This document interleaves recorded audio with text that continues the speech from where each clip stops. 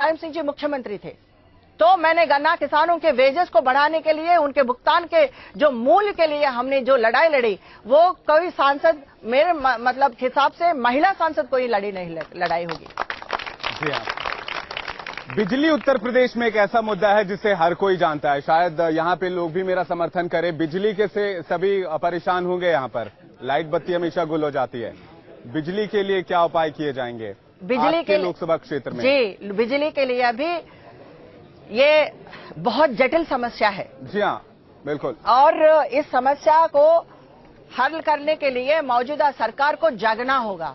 जी, वो जागे, कुंभकर्ण निद्र सो रहा है, जिसे कुंभकर्ण सोता है वैसे सो रहे, उनको जगाना होगा।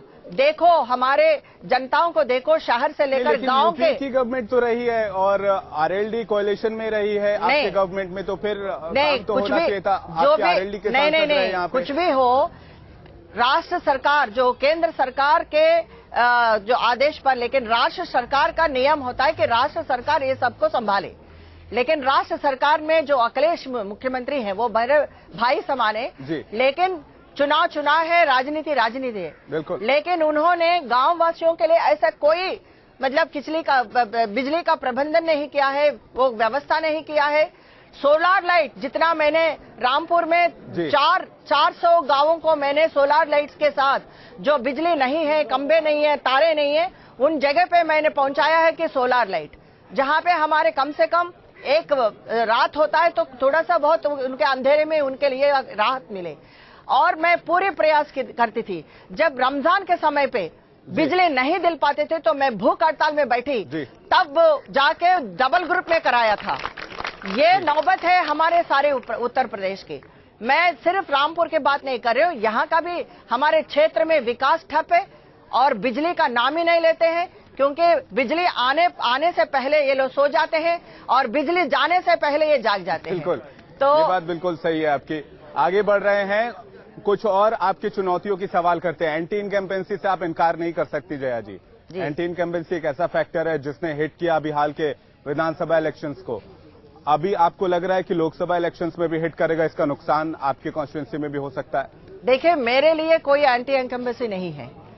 मैं इस धरती से परिचय किया है सिर्फ 10 दिन के लिए, और 10 दिन में मेरे एंटी इनकम्बेंसी है ही नहीं है। जहां तक पार्टी का है, और हमारे पार्टी का जो गवर्नमेंट है उसके खिलाफ एक गुस्सा तो है मैम। नहीं, जहां पे जो मुखिया है इस पार्टी का, जो चौधरी अजित साहब, उन्होंने जो जाट समाज के लिए 40 साल का जो लड़ाई है, जो जाट समाज का जो आरक्षण की बात है तो, और उनको हाथ मजबूत कराने के लिए जो बड़े साहब, जो चौधरी साहब हैं, जो चरण सिंह जी, उनका जो प्रयास है, उनका आशा है कि बड़े जमींदारी को खत्म करके छोटे छोटे किसानों के न्याय दिलाना।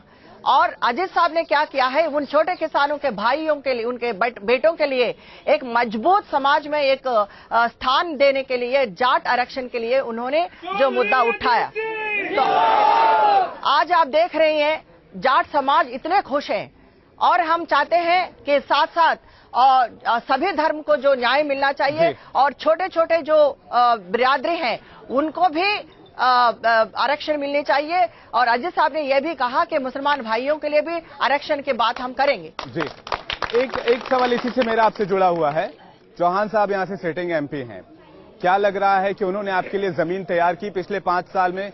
क्या वापस लोग आरएलडी को वोट देंगे? देखिए, ये सवाल जनता निर्णय करेगी। मैं ये नहीं बताने चाहती हूं कि आप घूम रही हैं, क्षेत्र में घूम रही हैं, उन्होंने कितना काम किया, आपको क्या लगा, आपने क्या ऑब्जर्व किया? देखिए, कैंडिडेट और कैंडिडेट के प्रत्याशी के बीच में अलग अलग जो है उनका नाम के वजह से, उनके प्रत्याशी के, उनके छवि के हिसाब से चलता है। और मैं नहीं हूं, मैं चौहान साहब ने क्या किया है ये मुझे जानकारी लेने में और भी समय लगेगा। इस बात पर मैं आपके सामने कुछ नहीं कर सकती। जी हाँ, अगला सवाल आपसे मेरा जुड़ा हुआ है।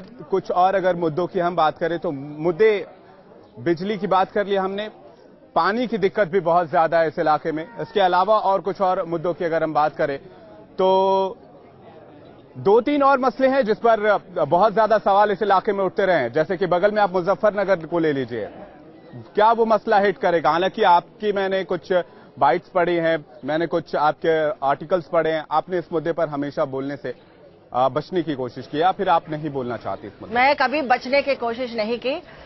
देखिए, घाव को ताजा नहीं करना चाहिए जी, और धर्म के नाम पर राजनीति नहीं करनी चाहिए। जी हाँ, बिल्कुल, शायद ये और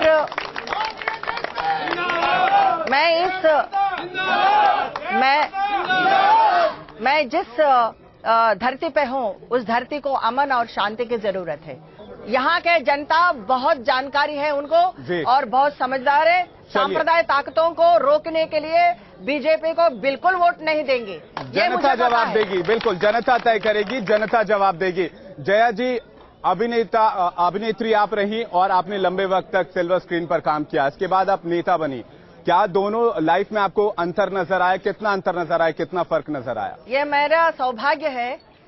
मैं एक कला के रूप में जनता को सेवा करने के लिए पहले बार मुझे मौका मिला है और मैं उसी पहचान से चाहे रामपुर में चुनाव लड़ा हो, लेकिन लोग मुझे ये नहीं कह सकते हैं कि मैं बाहर वाली हूँ, क्योंकि अक्सर मैं उनके बीच में रहती थी। वो मेरे फिल्म्स देखते थे, बेहद मुझे प्यार किया है। जो जो किरदार मैंने निभाई, उस किरदार को स्वीकारा, सराहा। उसके वजह से, फिल्मों के वजह से मुझे ये नाता जुड़ा। और ये भी मैं बता दूं कि दोनों प्रोफेशन ने मेरे लिए बहुत अच्छा है, क्योंकि भगवान ने मुझे ऐसे चुन चुन के लोगों के बीच में भेजा है जो जरूरतमंद हो। मैं उनके पास जाने के लिए भेजा है और मेरा पहचान आज बता दूं कि दोनों प्रोफेशन ने मेरे लिए बहुत अच्छा है, क्योंकि भगवान ने मुझे ऐसे चुन चुन के लोगों के बीच में भेजा है जो जरूरतमंद हो।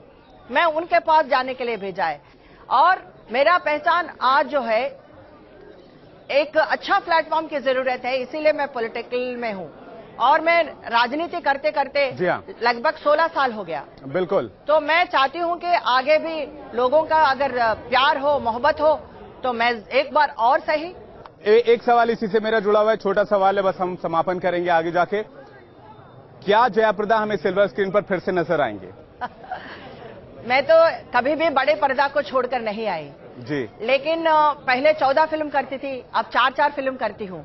तो चुनाव के बाद मौका मिले, जनता ने मुझे प्यार दिया, जनता का डिमांड हो, तो मैं जरूर पिक्चर में काम करूंगी। जया जी, यहाँ के लोगों से क्या वायदा करके जा रही हैं? आपको यहाँ सैकड़ों लोग सुन रहे हैं, आपको अब इस वक्त करोड़ों लोग देख रहे होंगे, क्या वायदे करके जा रही हैं? क्योंकि हम आपसे फिर आएंगे पूछने के लिए, हमारा काम है हम पूछें आपसे कि आपने अपने इलाके के लोगों के लिए क्या किया। हम फिर आपके दरवाजे पे दस्तक देंगे। बस मैं यही बात कहना चाहती हूँ कि खुशी हो या गम, सदा मुस्कुराऊंगी मैं।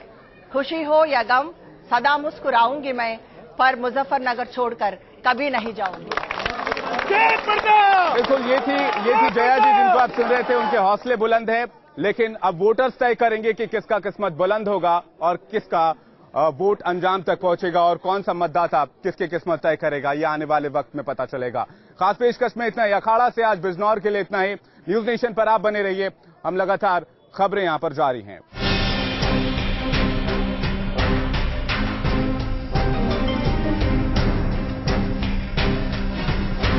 आपका वोट, आपकी सरकार, प्रेजेंटेड बाय एक्सपर्ट। बर्तनों को करे चुटकी में चकाचक।